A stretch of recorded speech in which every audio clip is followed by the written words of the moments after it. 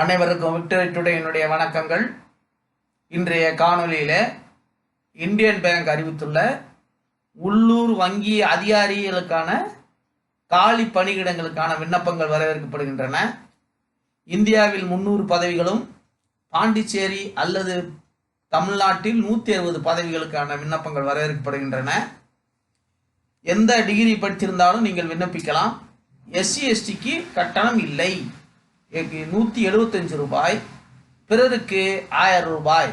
எழுத்து தேர்வு மூலம் நீங்கள் தேர்ந்தெடுக்கப்படுவீர்கள். கடைசி தேதி விண்ணப்பிப்பதற்கு அடுத்த மாதம் செப்டம்பர் 2வது மாதமாகும். ஆன்லைனில் விண்ணப்பிக்க இணையதளம் கொடுக்கப்பட்டுள்ளது.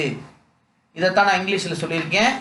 Local bank officer post 300 in India, 160 posts in Tamil Nadu or Pondicherry. Any degree can apply. Fees for SC/ST rupees 175, others rupees 1000. Selection mode written test and interview.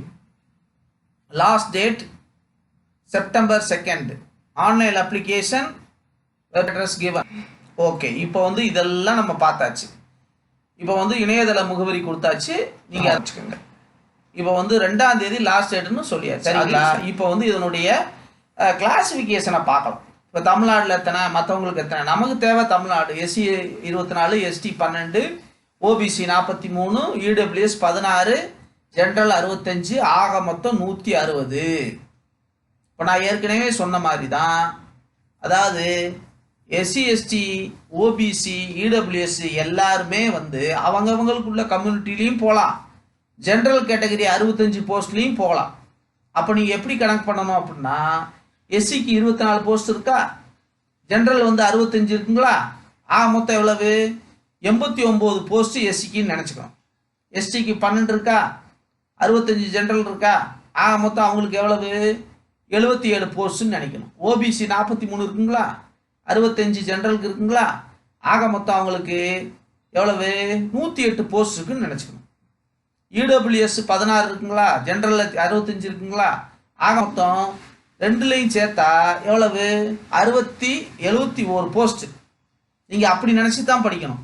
Number குறைவாக இருக்குன்னு நினச்சி நீங்கள் வருத்தப்படக்கூடாது. சங்கதிக்கு வருவோம். ஸ்டெப்ஸ் டு அப்ளை எவனார் செய்யணும்? www.indianbank வெப்சைட்டுக்கு போங்க.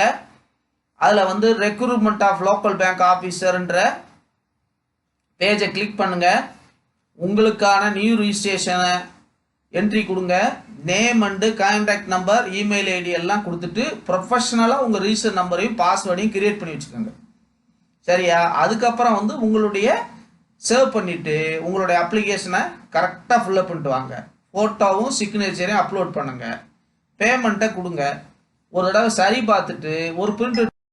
சரி, இப்போ வந்து ஃபீஸ் எவ்வளோன்றது நான் சரி. இப்போ எஜுகேஷன் குவாலிஃபிகேஷன் வந்து என்ன டிகிரி, மேக்சிமம் வந்து 30 வயசு. இதில் ரொம்ப முக்கியமான விஷயம், 20 வயசுக்காரங்களும் அப்ளை பண்ணலாம். Any degree. Freshers can apply.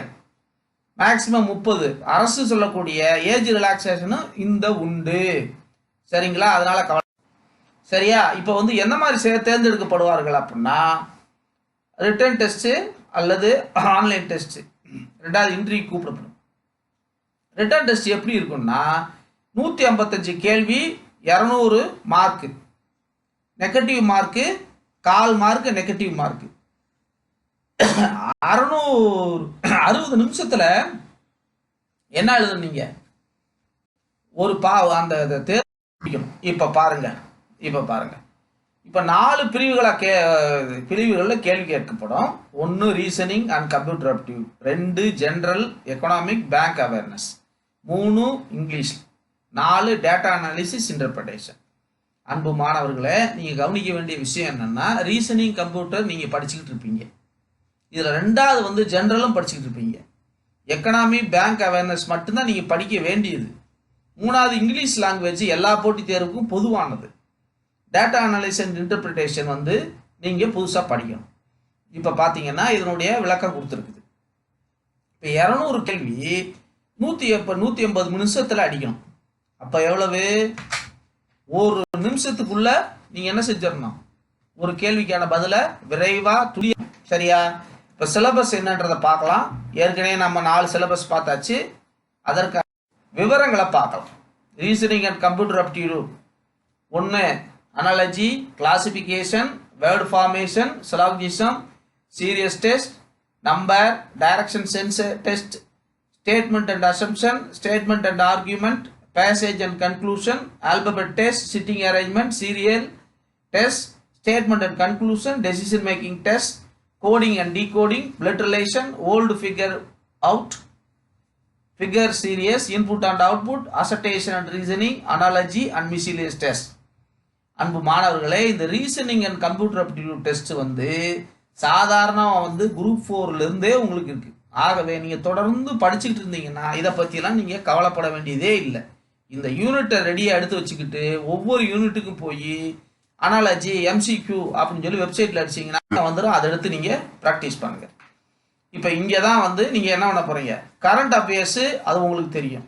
Indian finance, national finance, economics, bank, monetary, banking, current schemes, இது மட்டும்தான் உங்களுக்கு புதுசு. ஏன்னா பேங்க் எக்ஸாம்னால இந்த வகையான கேள்விகள் கேட்கிறார்கள். இதைத்தான் நீங்கள் இங்கிலீஷ் இது எல்லாருக்கும் தெரிஞ்சது தான். நீங்கள் குரூப் 4லேருந்து நீங்கள் தொடர்ந்து படிச்சுக்கிட்டு தான் இருந்திருப்பீங்க. நீங்கள் தொடர்ந்து கிட்டத்தட்ட வருஷக்கணக்காக நீங்கள் ப்ரிப்பேர் பண்ணுறவங்க பல எக்ஸாம் நீங்கள் பார்த்துருப்பீங்க. பார்க்கலாம். 1 vocabulary, spelling, spotting error, phrases and idioms, grammar, reading comprehension, word formation, topic rearrangements of passage, direct and indirect speech, active and passive voice, homonyms, antonyms, synonyms, passage completion, theme deduction, derivation, conclusion. அடுத்து வாங்க data analysis வாங்க. Tabular graph, line graph, pie graph, bar graph, missing case, basket, data sufficiency, probability, இது எல்லாமே மேத்ஸில் வருது. இதை கொஞ்சம் பாருங்க. இதுதான் நீங்கள் புதுசாக ரைட்டுங்களா? அன்பு மாணவர்களே, ஆசிரியர்களே, பெற்றோர்களே, நீங்கள் வந்து ஒரு பெரிய கூட்டு முயற்சியில் நீங்கள் தொடர்ந்து படிச்சுக்கிட்டு இருப்பீங்க. எங்களை போன்றவர்கள் வந்துருக்கு வழிகாட்டுதலையும் ஆலோசனையும் ஊக்கத்தையும் உற்சாகத்தையும் கொடுக்க முடியும். ஆனால் படிக்கிறது வந்து நீங்கள் தான். சரிங்களா? இப்போ வந்து நான் சொல்கிறது வந்து இது ஒரு அரிய வாய்ப்பு. இந்த நழுவ விடாதீங்க. மத்திய அரசாங்கத்தினுடைய வேலை. ஆகவே இப்போ இந்த வருங்காலங்களில் எக்ஸாம் தான் எல்லாமே. நீங்கள் புதுசாக கண்டிக்க வேண்டியது பேங்கையும் டேட்டா அனாலிசிஸையும் பார்த்துக்கிட்டா போதும். மற்றதெல்லாம் நீங்கள் படிச்சிருக்குது. இந்த இதை மட்டும் நீங்கள் படிச்சுக்கிட்டு மற்றதை நீங்கள் கவர் பண்ணிட்டீங்கன்னா ஆட்டோமேட்டிக்காக படிச்சிருவீங்க. இந்த செய்தியை வழங்குவது doctor D Sampathkumar, Victor today education enterprises. இந்த நிறுவனத்துடைய நோக்கம் அனைவருக்கும் உயர்கல்வி, அனைவருக்கும் அரசு வேலை, அனைவரை முதலாளியாக்குவது போன்ற 3 முத்தான நோக்கங்களுக்கான வழிகாட்டுதலையும் ஆலோசனையும் வழங்கி வருகிறது, சேவையாக வழங்கி வருகிறது. நீங்கள் இந்த காணொலியை, இந்த விக்டரி டுடே யூடியூப்பை சப்ஸ்கிரைப் பண்ணுங்க, ஷேர் பண்ணுங்க, லைக் பண்ணுங்க. இதை கண்டு மகிழுங்கள், பார்த்து பயனடையுங்கள், பிறருக்கும் பகிருங்கள், அவர்களையும் பயனடை செய்யுங்கள். ஏதேனும் சந்தேகம் இருப்பின் எனக்கு யூடியூப் வாயிலாகவோ மெசேஜ் வாயிலாகவோ அனைத்து வழிமுறைகளையும் சோசியல் மீடியாவில் உள்ள அட்ரஸையும் கொடுத்துருக்குறேன். நீங்கள் தாராளமாக வந்து இல்லையா யூடியூப்பை பார்த்துட்டு இருக்கும்போது எனக்கு வந்து கேள்வியெல்லாம் நான் பதில் சொல்கிறேன். சரிங்களா? அன்பு மாணவர்களே, நீங்கள் இந்த பேங்க் தேர்வில் வெற்றியடைய உங்களை வாழ்த்துகிறேன். நன்றி, வணக்கம்.